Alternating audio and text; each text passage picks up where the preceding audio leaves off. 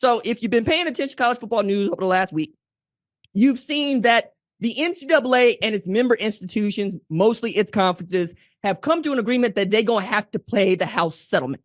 Okay? The House settlement is going to reshape college football, college sports in general, right? We just don't know how and to what extent. So the parts of the settlement that you need to know are that the NCAA is going to pay $2.77 billion in damages over the next 10 years, and $1.6 billion of that is going to be withheld from the schools from their television money. Okay. That also is a provision for some schools, not all schools, but some schools, to come up with $20 million of their revenue to redistribute to the student athletes by the fall of 2025, which, by the way, is like tomorrow when we're talking about fiscally and financially. So the revenue sharing is going to allow for athletic departments to basically do what collectives do, which is pay their athletes this money. There are universities that do not want to do this, right? I'll use my alma mater as an example. The University of Tulsa is a private school, right? It costs $64,000 a year to go to the University of Tulsa. It costs $94,000 a year to put somebody through school and be an athlete on scholarship at the University of Tulsa. We care about football. We have 4 professional football Hall of Famers. That's more than Clemson, okay? We be putting them out there. We got 2 first-round draft picks in the last 4 years. But damn it, University of Tulsa can't compete with no Power 4 schools, you know? And University of Tulsa prides itself on being best in class, right? You should think of TU as feeling a lot like Washington and St. Louis, or even SMU to an extent. But TU has a 55,000 alumni base, right? Alumni base 55,000. SMU's got 135. For perspective, American University's also got 135. What I'm saying here is you can't afford to just be taking money out of your television revenue and redistributing it at the rate that, say, Ohio State, Oklahoma, Texas can. I'd also add in this, by 2025, we're going to see some separation, right? We're going to see the teams that are going to be playing for big-time college football money on big-time broadcast and schools that won't. There's no shade to that. There's no shame to that either. The other point of this is that they're paying the settlement for the same reason that everybody pays the settlement, so you can ward off a bigger amount of money that you would owe. And that part is important. The reason that you were seeing the Big 12 earlier today, as we're doing the live show on Tuesday, and what we expect to see from the other conferences along the way, agree to the settlement is because they know they're going to lose. They know they will owe big money to lots of athletes for this one case. So they're trying to get ahead of it, and they're trying to come up with some sort of structure that is going to allow for everybody to kick in requisite to what they had made over the last decade in television money, which leads to the very funny arrangement that the ACC is going to pay more money in this settlement than the SEC, because during the period in question, the ACC made more money from television. One more way of me saying the SEC feels like it's been getting fleeced by CBS and ESPN, but that's just me, right? I think the SEC is worth at least as much as the Big Ten. You know what I'm saying? Like that's just me, right?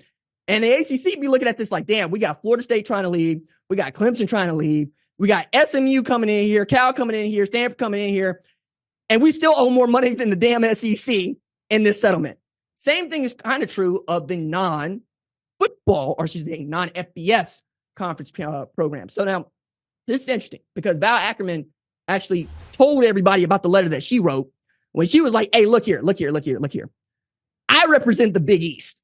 The Big East, basically Catholic 7. We play basketball. Why the hell are we paying football money when we are a basketball league? She got a point.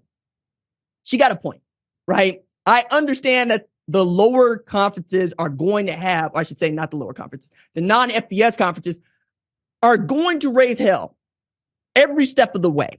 And they should, because while they might agree to the money here, or they might even agree to the distribution of the money here, what we still don't know is, how does this affect roster caps? How does this affect Title IX, which, by the way, is federal law? How is this going to affect future antitrust, exemptions, suits, contracts? What is a student athlete going to be responsible for in an employee agreement? Are these going to be 1099s, or are the kids going to get to have W-2s like the rest of us, right? Now, no shade against 1099s. I had something like a dozen 1099s in 2019 alone. All right. Working as a freelancer is hard ass work. And that's what the NIL collectives basically do. The 1099s. W-2, that means I got to pay everybody. I got to pay Uncle Sam. I got to pay the state. I got to pay FICA. I got to pay Fido. I got to pay Miko. I got to pay everybody. But you know what? Because I'm a single black man and I do well, I kick in a lot. That's what the players are going to have to do. Okay. This also means that I'm going to get on my soapbox here.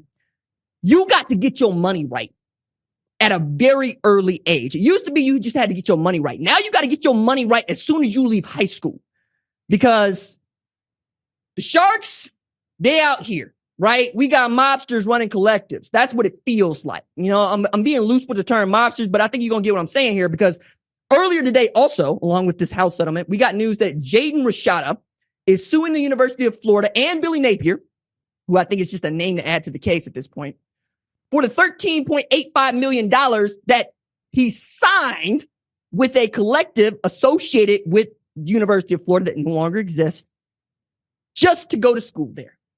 Okay.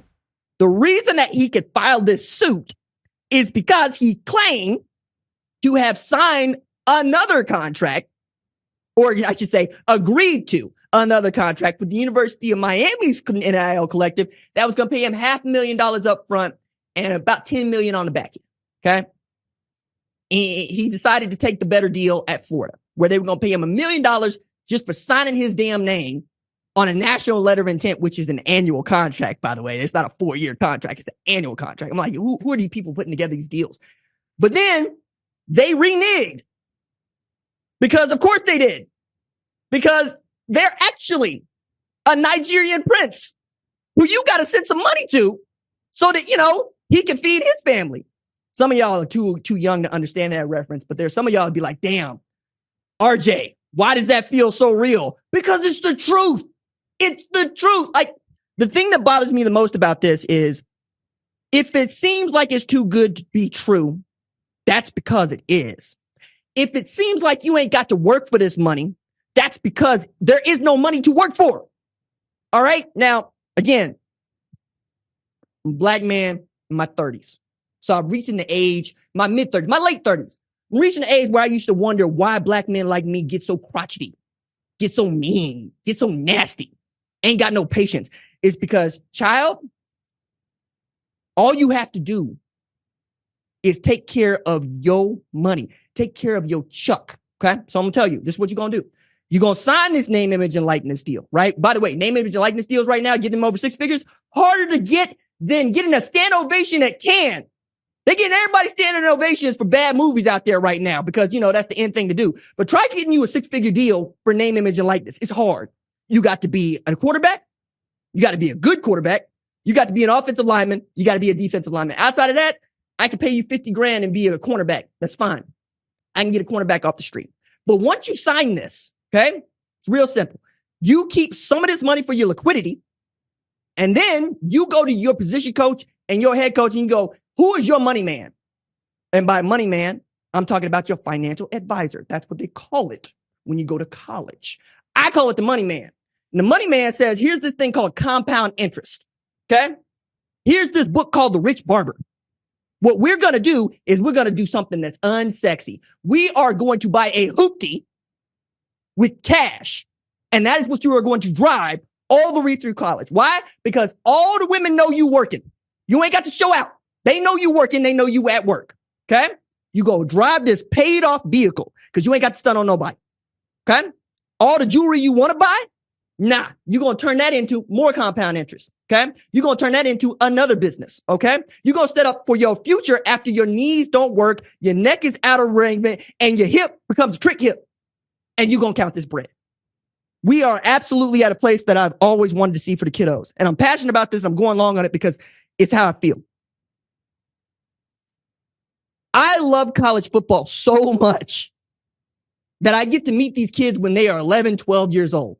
Some of them tell me who are they going to play for and where they're going to play. And I want them all to win. So nothing makes me more upset than getting to a point where I know this child has generational wealth for himself. not responsible for his parents. I must want to take care of our parents, but I'm going to put this to him.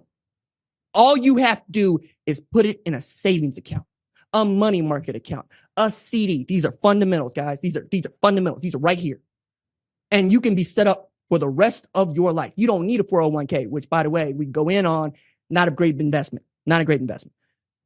But if you are smart about this and you play the stock market, which will work, has its ups and its downs, but it does work, and you leave that money alone, you're going to look up, be 40 years old, and not have a care in the world. All you're going to have to do is worry about raising your children and them raising their grandchildren and not have to worry about money no more. Like, that's where I want you to be. We all love the sport. I love to watch y'all play ball. You can't play ball forever. You got to live in this world 75, 80, 90 years. Okay? Let's set it up for that. Because now we have a suit. We have a settlement that's going to make these universities pay you your worth. That's the dream, fellas. That's the dream. We here. We live in it. This is what we about. Okay? This is what it was all about. This is integration. This is Brown v. Board of Education. This is 1865. Okay? Live it. Live up to it. You deserve it. And I want to see you win. If you like what you've seen, consider subscribing to the #1 college football show on YouTube, the Fox Sports app, or wherever you get your podcast.